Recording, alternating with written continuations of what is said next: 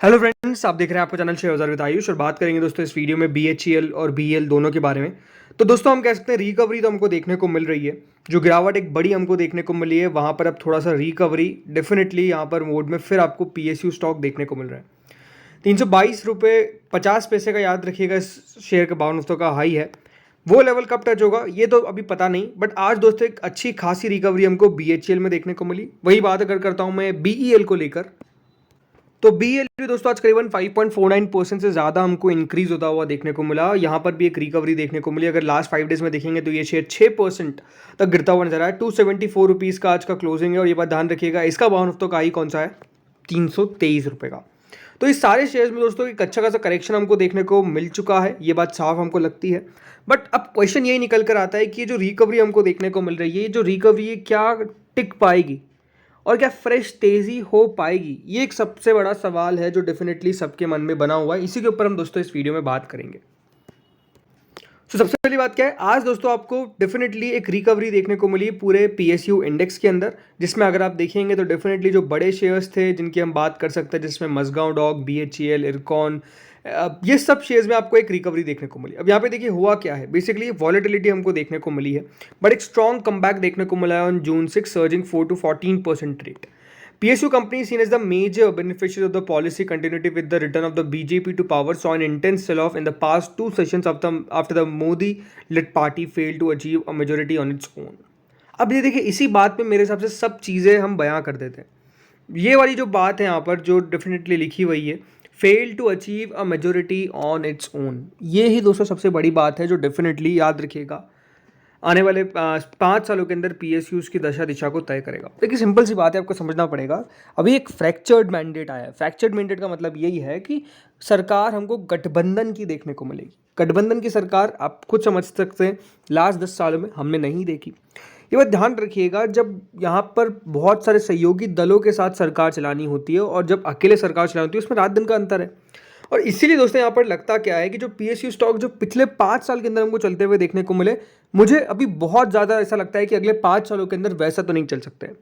अब ये बात ध्यान रखिएगा, सब बात निकल कर आ जाएगी उस कंपनी के फंडामेंटल्स के ऊपर, गवर्नमेंट की एफिशिएंसी के ऊपर। ये सब चीज़ें बहुत ज़्यादा डिपेंड करेगी over the next 5 years in companies के अंदर, क्योंकि ये बात ध्यान रखिएगा यहाँ पर जिस तरीके से पिछले 5 साल रहे, मेरे हिसाब से उतने अच्छे आने वाले 5 साल रहना थोड़ा सा मुश्किल दिखता है, राइट। अब इंपॉर्टेंट क्या है यहाँ पे देखिए, साफ साफ क्या लिखा हुआ है, sharp profit booking amid concerns of a lag in policy continuity as the BJP needs to take support from its allies to form its government for a third time weighed heavily on these counters. As a result, most of the stock hit their lower circuit in the past 2 sessions, right? Simple सी बात है, क्योंकि अब सहयोगी दलों की मदद लेनी पड़ेगी, उसके कारण दोस्तों शेयर्स में गिरावट हमको देखने को मिली। लेकिन क्योंकि अब बीजेपी तो जरूर सरकार बनाती हुई दिख रही है, एनडीए सरकार बनाती हुई दिख रही है, मैं अगर कहूं तो सही स्टेटमेंट तो ये है कि बीजेपी की नहीं लेकिन एनडीए की सरकार हमको बनती हुई नजर आ रही है, जिसको लीड कर रही है बीजेपी।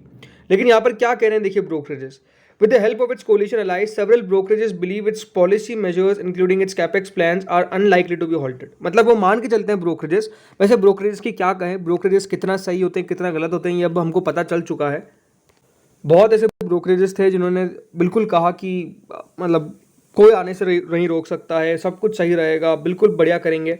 बट ठीक है, जो भी है, सीएलएस ने क्या कहा ये इंपॉर्टेंट बात है। सीएलएस ने दोस्तों साफ साफ आज कहा, उनका मानना है कि यहाँ से आने वाले 100 दिनों तक एक एम्बिशियस 100-डे एजेंडा चलेगा, जो यहाँ पर एक्सपेक्टेड है उनका कि incoming NDA government into immediate action. उनका मानना है कि जो यहाँ पर गवर्नमेंट है वो फिर से काम तेजी से चालू करेगी, जो लार्ज स्केल और मजबूती से देखिए इंफ्रास्ट्रक्चर, डिफेंस, इन सेक्टर्स के ऊपर काम होंगे in under Modi 3.0।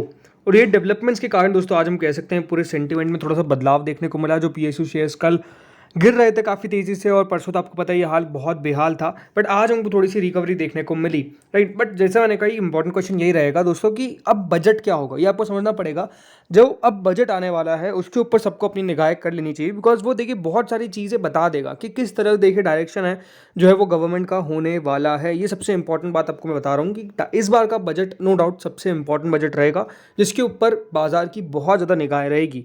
No doubt देखिए सिचुएशन जो हम सोच के चल रहे थे क्योंकि उससे काफ़ी डिफरेंट है। तो जैसा मैंने कहा बजट इंपॉर्टेंट तो होता ही है, बट इस बार का बजट जो है वो नो डाउट काफ़ी इंपॉर्टेंट रहने वाला है, बिकॉज उससे पता चल जाएगा ना आपको कि सरकार की पॉलिसी मेकिंग किस तरफ जा रही है, सरकार किस डायरेक्शन में चलने को तैयार है, वो आई थिंक बता देगा बजट। तो डेफिनेटली उसके ऊपर हमको नज़र रखनी है। अब स्पेसिफिकली बीएचएल पे बात करते हैं तो देखिए आज का सेशन हम कह सकते हैं काफ़ी अच्छा सेशन देखने को मिला, स्टॉक में एक अच्छी रिकवरी देखने को मिली, बल्कि आज के दिन 292 का हाई बनाया, तो अपने हाई से ज़रूर थोड़ा बहुत आपको नीचे ज़रूर आता हुआ देखने को मिला, और 267 का लो था, 278 पे क्लोजिंग देखने को मिली। बट आज तेजी के पीछे की बड़ी वजह बीएचईएल के लिए खुद बीएचईएल था, बिकॉज कंपनी को बड़े ऑर्डर्स जो है वो मिलते हुए नजर आए। तो यहाँ पे आप देख सकते हैं करीबन after winning thermal power project orders including Adani power contract, तो यहाँ पे देखिए 14% का राइज उसके पीछे आपको देखने को मिलेगा, क्योंकि यहाँ पे कंपनी को ऑर्डर रिसीव हुआ है और including one from Adani power. तो देखिए यहाँ पे खबर क्या है कि 3,500 करोड़ का दोस्तों यहाँ पे इनको ऑर्डर मिला है from Adani power to establish 2 into 800 megawatt thermal power plant in Raipur, Chhattisgarh. As per the contract, BHEL will supply equipment such as boilers, turbines, generators, and related auxiliaries, and will also oversee the commissioning of the power project utilizing supercritical technology. इस एक चीज़ होगी। और इसके अलावा दोस्तों जो boilers और turbine generators है वो मैन्युफैक्चर करेगी company at companies plant in Trichy or Haridwar respectively. BHEL stated that the order stipulates the supply of Unit 1 within 35 months and Unit 2 within 45 months. इसके अलावा दोस्तों BHEL को एक और ऑर्डर मिलता हुआ देखने को मिला from Mirzapur thermal power energy UP private limited, जो ऑलमोस्ट 3500 करोड़ का आपको देखने को मिलेगा। तो कंपनी को ये बेसिकली जो बड़े ऑर्डर्स आज मिलते हुए नजर आए उसके बलबूते पे हमको बढ़िया तेज़ी BHEL में देखने को मिली। बट मैं आपको BHEL में सिंपल सी बात एक कहूँगा, ठीक है देखिए कंपनी को ऑर्डर्स मिला है, बट अभी भी आप ध्यान रखिएगा कंपनी के फाइनेंशियल्स को उतने मजबूत हमको नहीं दिखते। प्रॉब्लम देखिए इसके फाइनेंशियल्स पे है। इसका पी आप आज देखेंगे तो 343 का आपको पी दिख रहा है। रीज़न क्या है दोस्तों, कंपनी के फंडामेंटल्स ही इतने कमज़ोर आपको देखने को मिल जाते हैं।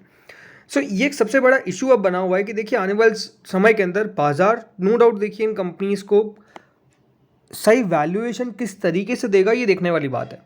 कितना दोस्तों इनका पी टूटेगा ये देखने वाली बात है, और कितना दोस्तों ये कंपनीज बढ़िया कर पाएगी। स्पेसिफिकली मैं बात कर रहा हूँ फंडामेंटली। देखिए कोई कंपनी फंडामेंटली मजबूत है तो उसको बहुत बड़ा असर नहीं पड़ता है, बट एक कंपनी जो फंडामेंटली उतनी मजबूत नहीं है बट बढ़ रही है, क्योंकि यहाँ पे कह सकते हैं कंपनी का हम एक्सपेक्टेशन से कि बहुत बढ़िया करेगी आगे चल के, तो इन दो बातों में बहुत डिफरेंस है। उसके बाद देखिए जब चीज़ें अनुकूल नहीं होती है, राइट, जब फेवरेबल सिचुएशन नहीं होती है, तो उन कंपनीज का उन प्राइसेस पर टिकना ये थोड़ा सा क्वेश्चनेबल हो जाता है। बाकी ज़रूर देखिए बीएचईएल में तेज़ी हमको आज देखने को मिली है, और मेरे को ये देखना है कि यहाँ से कितना दोस्तों रिकवर कर पाता है। स्पेसिफिकली 300 रुपये का लेवल अभी बहुत आसानी से क्रॉस कर पाएगा, मुझे थोड़ा सा ये डिफिकल्ट लगता है। अब बात करते हैं बीईएल पे, राइट।